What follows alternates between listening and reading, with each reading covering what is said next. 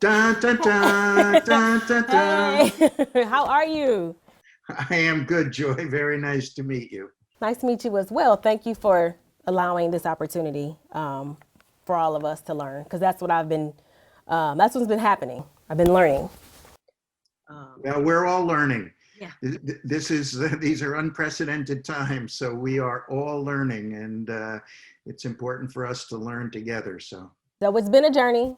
Like I said, I've learned a lot and really see how passionate and how all the doctors that I spoke with and scientists that they really are making it plain about the vaccine and just kind of putting me at ease about great. the vaccines and the studies and all that. But I still have questions. You should have questions. Totally understandable. Okay. Just start. Okay. So my mom is in that vulnerable category, and I've been looking to get her vaccinated. But where I live, all the appointments are booked up. She can't get a She can't get a vaccine right now, and I wanted to know why hasn't the rollout just rolled out to everybody, and how that could affect the herd immunity if we can't get everyone vaccinated at the appropriate time. So, all of your questions are important ones, and the one that you've raised right now is one that we're all dealing with. It's one thing to develop the vaccine, it's another thing to implement it and distribute it and get it into everyone's arms. And if we, and remember that we're looking to get 80% of the population in the United States vaccinated. That's 80% of 330 million people.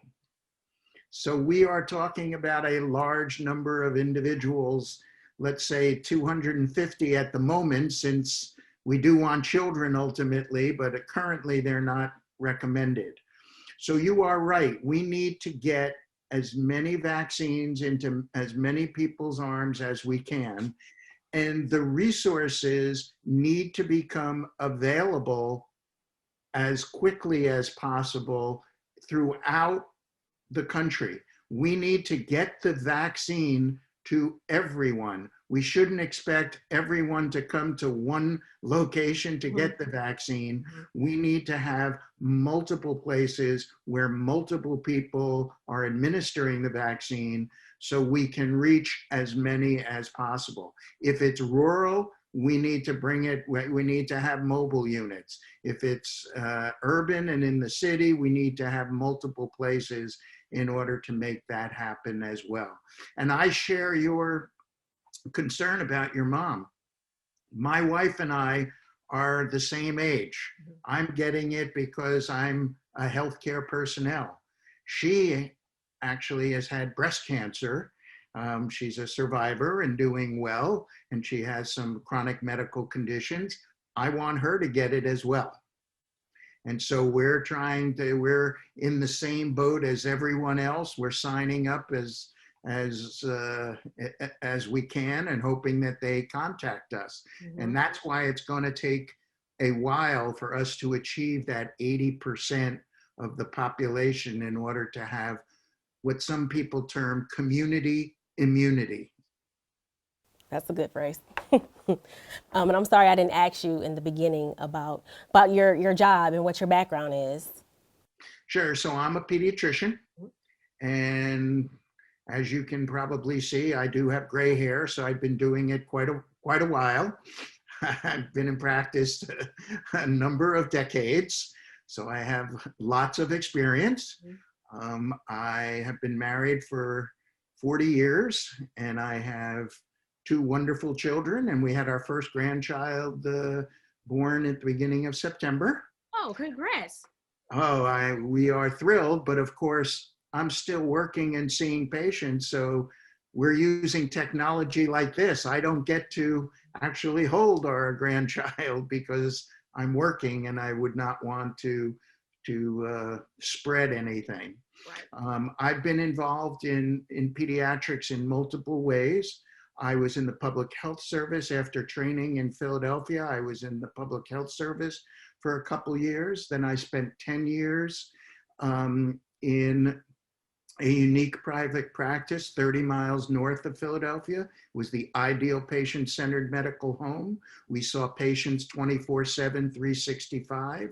We did clinical care. We did medical education. We did clinical research and community advocacy. It was an ideal practice.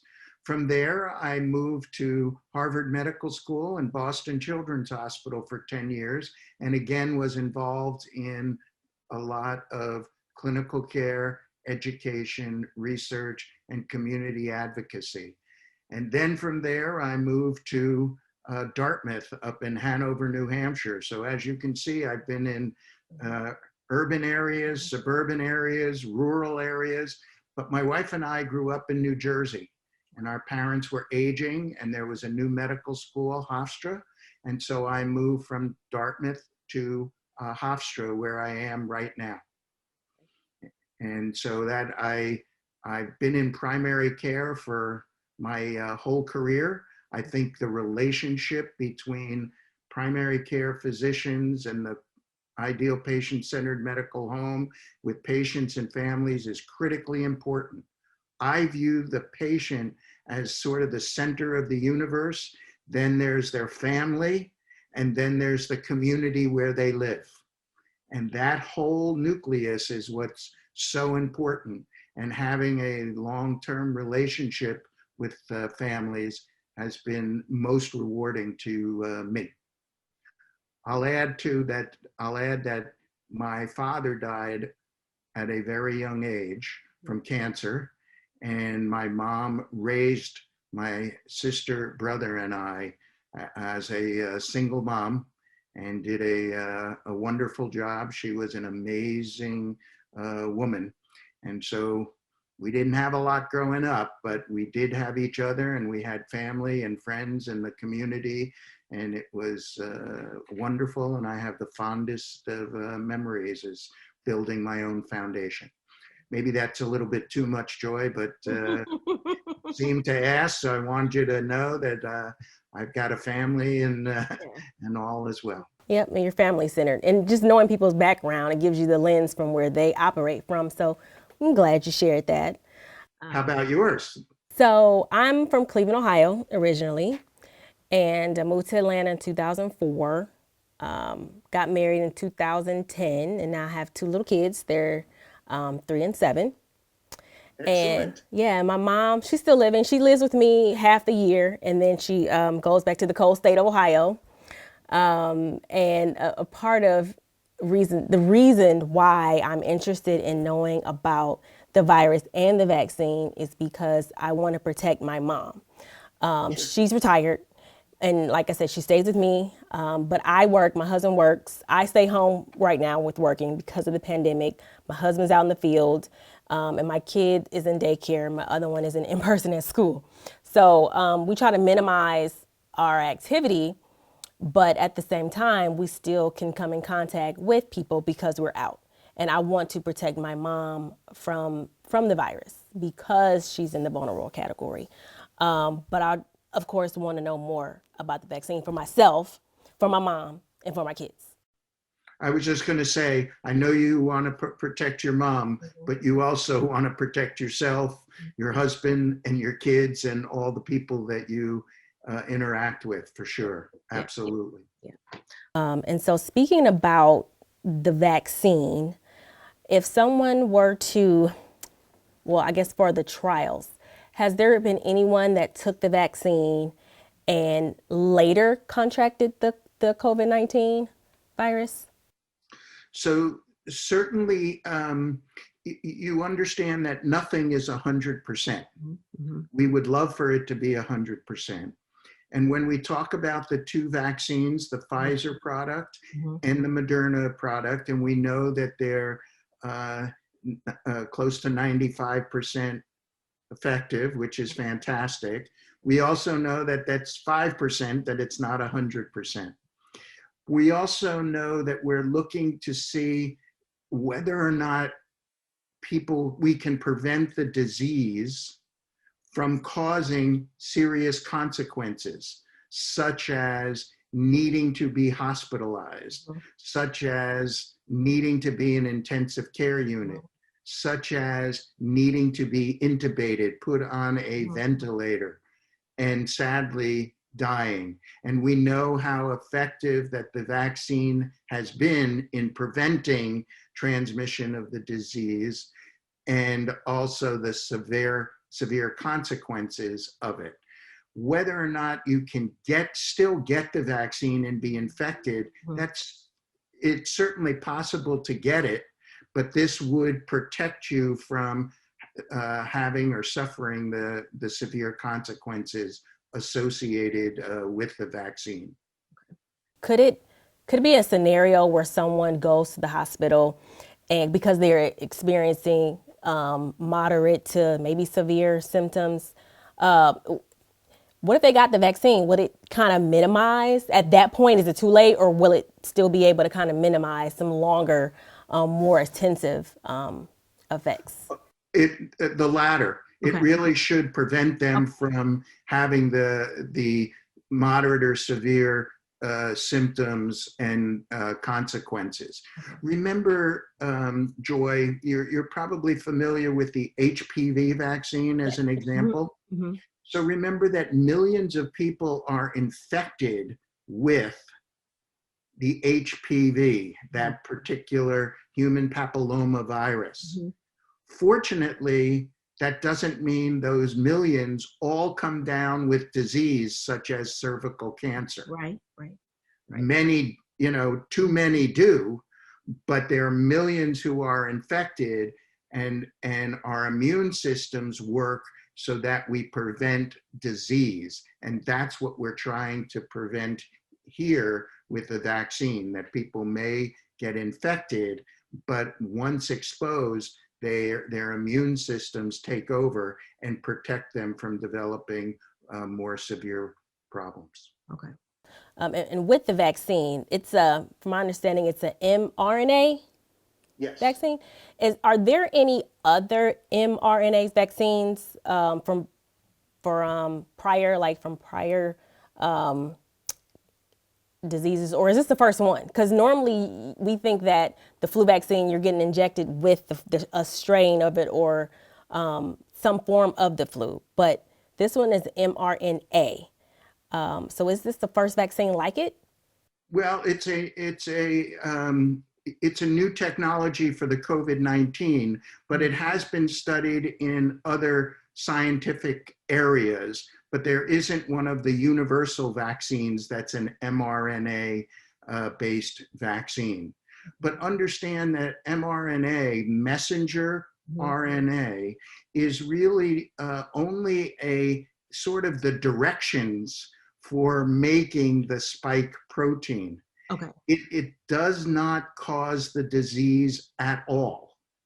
And so when we get the vaccine, and the mRNA then goes into the human cells, and it tells the human cells how to make the spike protein. It does not affect anyone's DNA. So however your DNA and my DNA and everyone else is not touched. All it does is say to the cell, here's how to make the spike protein. Okay. And that's the most important part, because the spike protein, you want a response, you want the immune system to respond to that protein with antibodies. So do you remember where the spike protein is? So the spike protein is on the outside of the virus. So if the spike protein is on the outside of the virus, and you or I are exposed to it, we want our antibodies to attach to that spike protein before the virus can enter the cell and cause harm. So that's what we're trying to do. The mRNA tells the it gives the directions to make the spike protein so that the immune system in turn makes antibodies. So now we have antibodies in our bodies. And if we get exposed to the virus, which has that spike protein on the outside, our antibodies say, oh, I've seen that before. And they attack the spike protein before the virus can cause any harm. Okay. Does that make sense? Yeah, it does. And Yeah, one other thing I'll add. The mRNA that goes in and tells how to, to make the spike protein and all, that the body takes that out of the system very quickly. Okay. And so it's not like the mRNA hangs around in the body. Okay. It's the injection, gives the directions, our immune systems respond, and now we've got antibodies to protect us should we get exposed to the virus in the future. Do we know how long that protection lasts? So I'd love to tell you that it lasts 5 years, Okay. but coronavirus SARS-CoV-2, the virus that causes COVID-19, has only been around about a year. Okay. So at the moment, we know that the antibodies tend to last at least 3 months, if not longer. Okay. The other thing that you should remember is, besides having those antibodies, that we also, our immune systems have what are called memory cells. And those memory cells are there. And so down the line in the future, when they might be exposed to the SARS-CoV-2 virus, those memory cells wake up and say, oh, I have seen that before. Now's the time for me to take care of that and the spike protein. So those memory cells are also helpful as well. So even if the antibodies wane or go down over time, those memory cells are still there and help our immune systems to respond months later. Okay. Didn't know that. So that is hopeful. Very hopeful, actually. Yeah, that's hopeful. And now I kind of want to get into the how the research is presented to the FDA by the pharmaceutical companies. So do they, how many times do they present their research? Is it just one time and then it goes for review and then the FDA is like, well, no, go back? Or does the pharmaceutical companies just take their best chance and say, this is it? And then, how does that work? Yeah. So that's another important question that you ask. And specifically because we've all worried about the development of a vaccine in a very rapid time frame. And you're probably aware that most vaccines take years to develop. But in this instance, we were able to develop COVID-19 vaccines in less than a year. And so we all scratch our heads and say, boy, how is that possible?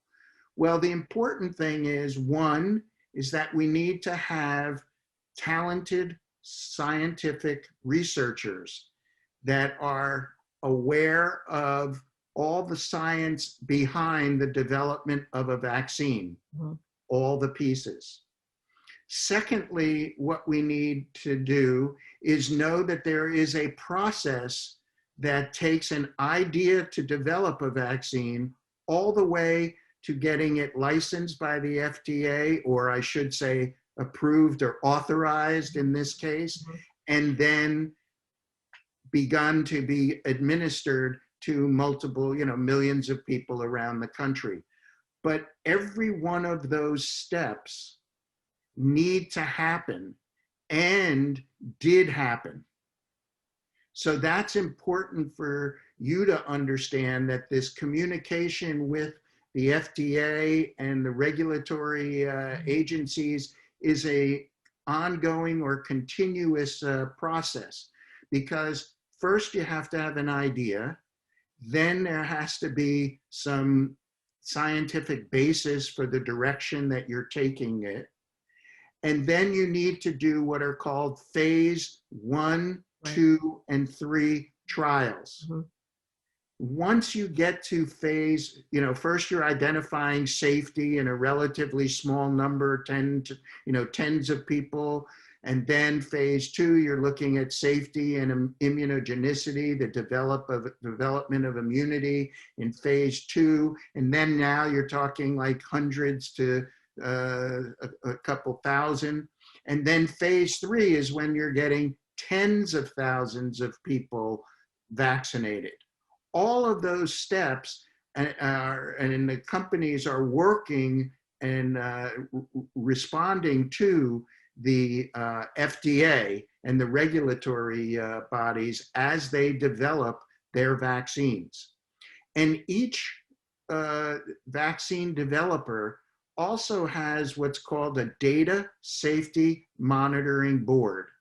And the data, I'm sorry? No, that was going to be my next question. If there was a third party or another board that kind of monitors. Absolutely. Okay. And those are independent experts that review the data and are unbiased in their evaluation of that information.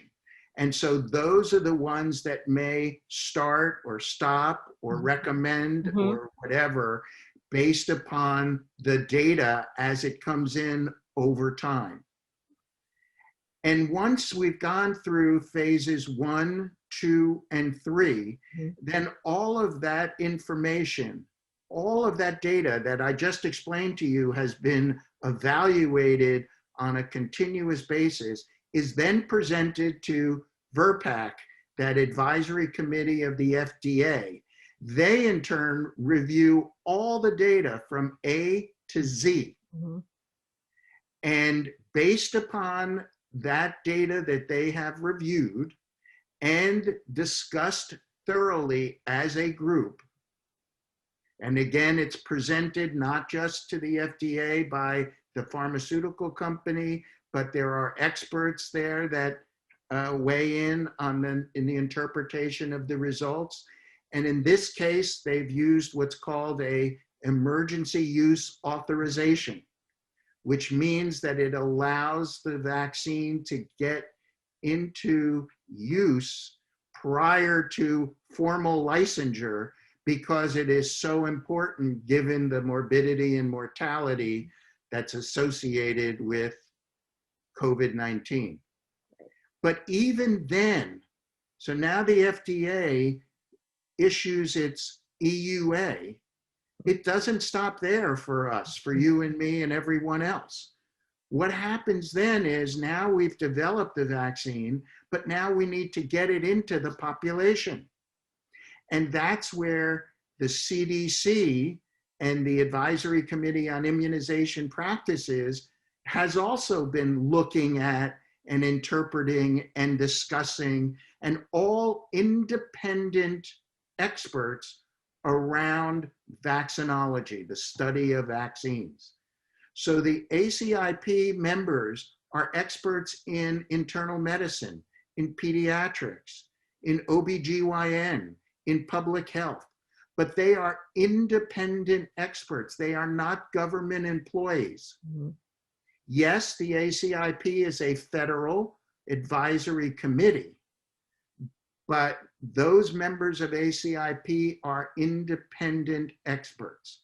So now that the FDA issues its EUA, then the Advisory Committee on Immunization Practices evaluates all the data again, the same way VRBPAC looked at all the data. Now the ACIP does the same thing and makes recommendations for how to administer the vaccine or get it into as many arms as possible.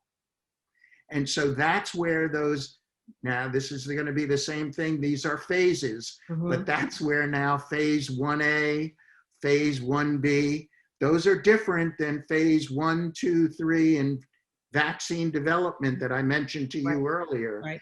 Phase 1A, 1B, 1C, those are the phases that the ACIP and others have made recommendations for how to get the vaccine out to as many people as possible, yet making sure that those at highest risk of disease and complications associated with the disease are offered the vaccine right away.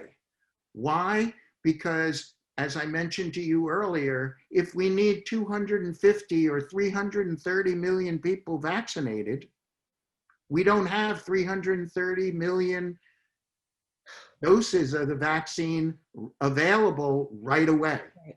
And so we want to get the vaccine out to as many people as we can, looking to identify those at highest risk so we can minimize morbidity and mortality, illness and death. And then as increasing amounts of vaccine are produced, we can then expand our efforts to get vaccine into as many arms as possible, including children. Because many of the studies that you've already heard about, the tens of thousands, 30,000 in one study, one product, 44,000 in another product. Those were the adults that we're talking about. Pfizer was 16 on up and Moderna is 18 on up. But those companies are also studying their vaccine now. They're moving it down to younger age groups because we want children to be protected as well. Mm-hmm. Does that make sense? It does. And I think, you can correct me if I'm wrong, I think you addressed this, but what's the difference between like the CDC review board and the FDA review board? So the FDA, their advisory committee is called VRBPAC.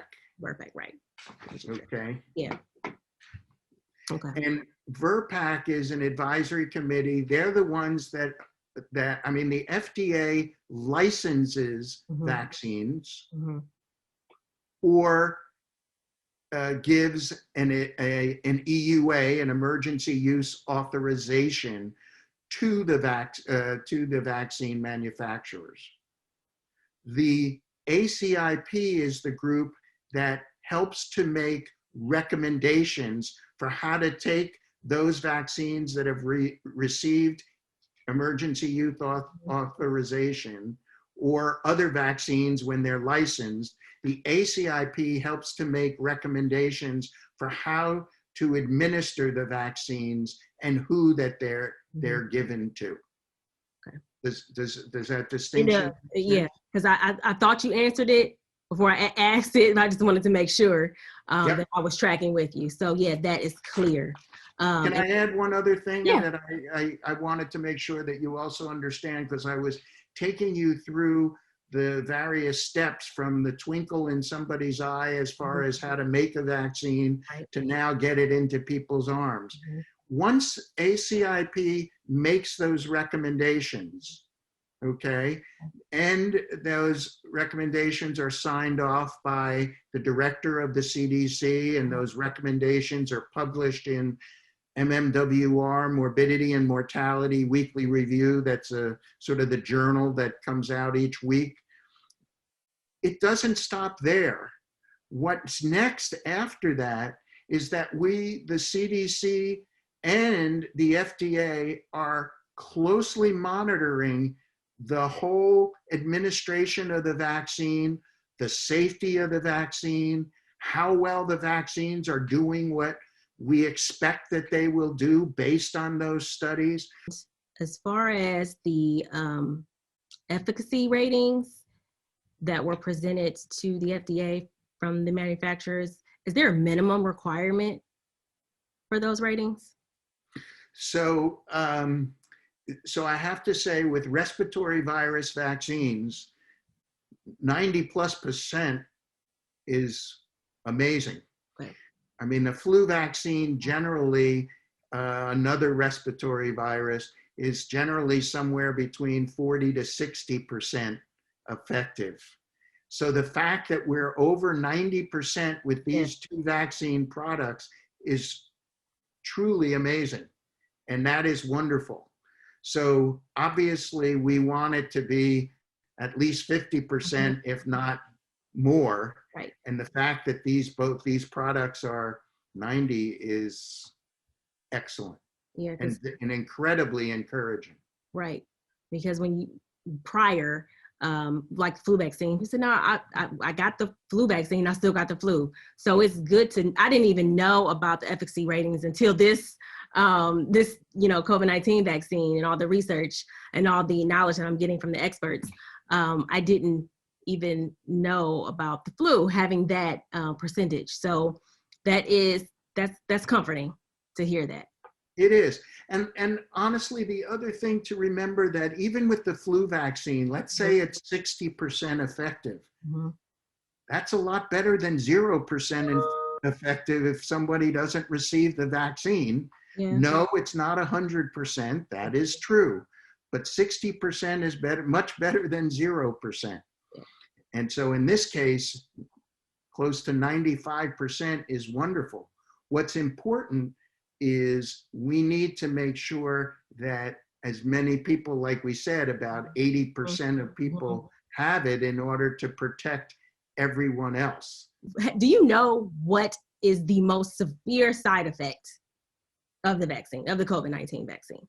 You're probably aware of the various side effects that people have talked about, right? So they can get muscle aches, they can get some fever, they can get some soreness or pain at the site, even a little bit of redness. Okay. Sometimes people have talked about getting swollen glands in the area where they received the vaccine.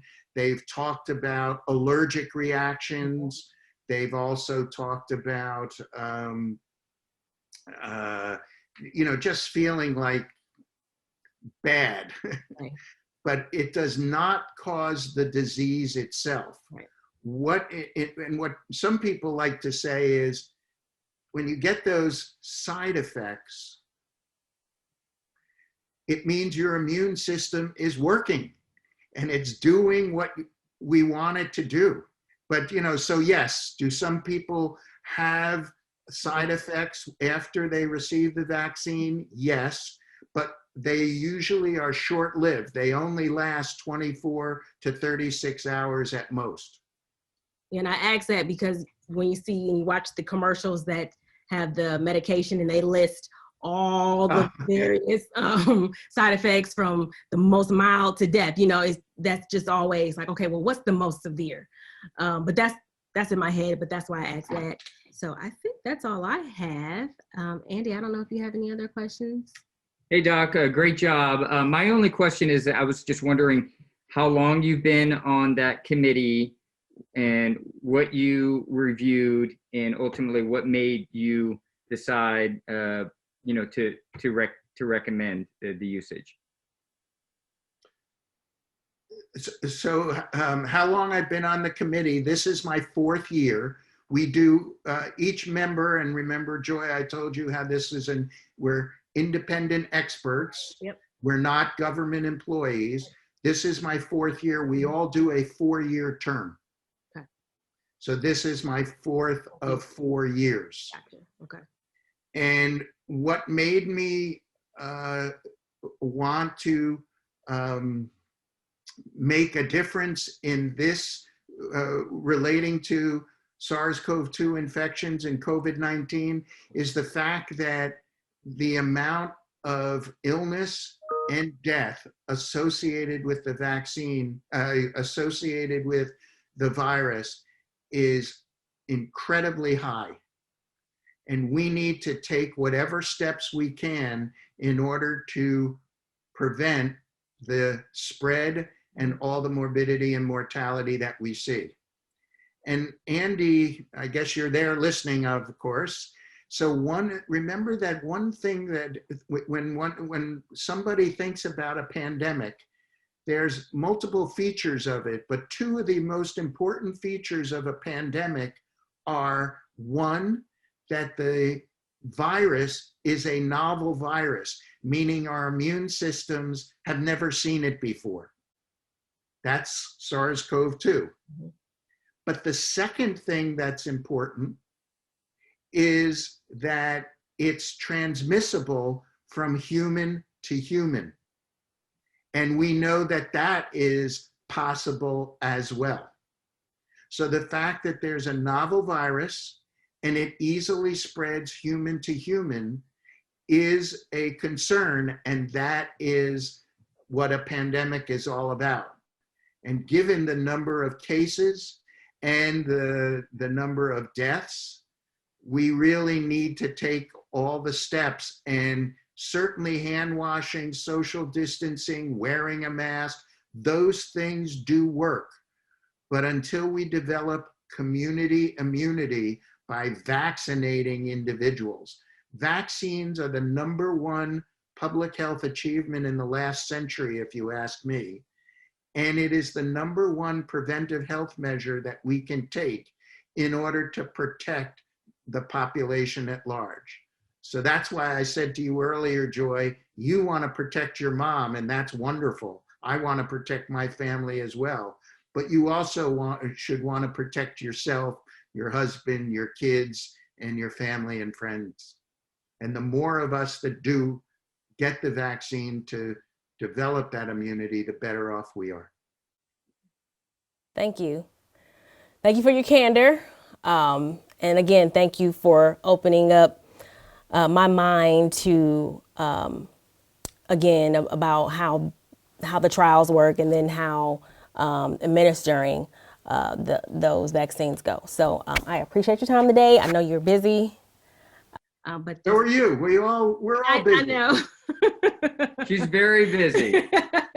She's And I have to say, full-time Joy, from home, kids, and then she's doing this all week.